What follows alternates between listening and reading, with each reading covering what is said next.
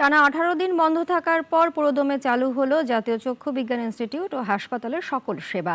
নিরাপত্তা জোরদারে মোতায়েন করা হয়েছে 3 বাহিনীর অতিরিক্ত সদস্য। হাসপাতাল কর্তৃপক্ষ বলছে, কার্যক্রম চালু হলেও রয়েছে নিরাপত্তা ঝুঁকি। এদিকে সেবা নিতে আসা রোগীদের অভিযোগ, পাচ্ছেন আংশিক সেবা। দীর্ঘ 18 দিন টানা বন্ধ ছিল রাজধানীর জাতীয় চক্ষু বিজ্ঞান ইনস্টিটিউট ও হাসপাতাল। এখানে চিকিৎসাধীন জুলাই আন্দোলনে আহতদের সঙ্গে কর্মচারীদের সংঘর্ষের জেরে বন্ধ থাকা সেবা কার্যক্রম পুরোপুরি চালু হলো 19 দিনের মাথায়। সকাল থেকে দেশের বিভিন্ন প্রান্ত থেকে সেবা নিতে আসেন রোগীরা।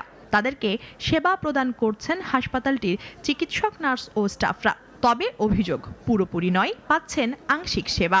আংশিক চলছে, যারা রিফ্লেকশন দিচ্ছে তারা নাকি আজকে দেখছে না, তারা কালকে দেখবে। যে রুগী যে অপারেশন করব, যে বাইরে যে সিচুয়েশন এখনো ঠিক না, যার কারণে আবার দেখতেছে আমাদেরকে ডেট বলে দিচ্ছে আবার আগামী শনিবারে আসার জন্য। খুলছে কিন্তু তারা কোনো গ্রাহ্য করতেছে না জিনিসটা। আমরা ওরকম আমাদের মন মতন জিনিসটা ট্রিটমেন্ট পাচ্ছি না, আমরা খালি ঘুরবার খাচ্ছি। হাসপাতাল চালু করা হলেও এখনও কাটেনি আতঙ্ক।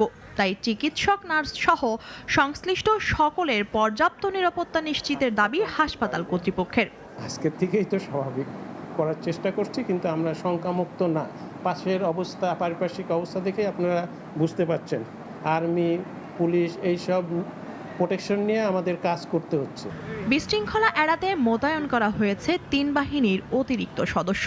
দায়িত্বরত পুলিশ প্রধান জানান, পরিস্থিতি নিয়ন্ত্রণে রাখতে গ্রহণ করা হয়েছে সব রকম ব্যবস্থা। এখানে ফোর্স বাড়িয়েছি এবং আমরা এখানে শেরেবাংলানগর থানার ওসি রয়েছেন, আমাদের এসি পেট্রোল রয়েছেন, আমাদের সিনিয়র অফিসারদের এখানে যথেষ্ট ইনভলভ আমরা করেছি। আমরা অবজার্ভ করছি যে যেন কোনো দুষ্কৃতিকারী এই সুযোগে কোনো আইনশৃঙ্খলা পরিস্থিতি অবনতি ঘটাতে না পারে। অভিযোগ রয়েছে, জুলাই অভ্যুত্থানে আহত 54 জনের মধ্যে 50 জনই নিয়ম ভঙ্গ করে নথিপত্র নিয়ে পালিয়ে গেছেন। বাকিদের হাসপাতালে ঢুকতে দেওয়া হচ্ছে না বলেও অভিযোগ রয়েছে। মুনিয়া জ্যোতি, নাগরিক, ঢাকা।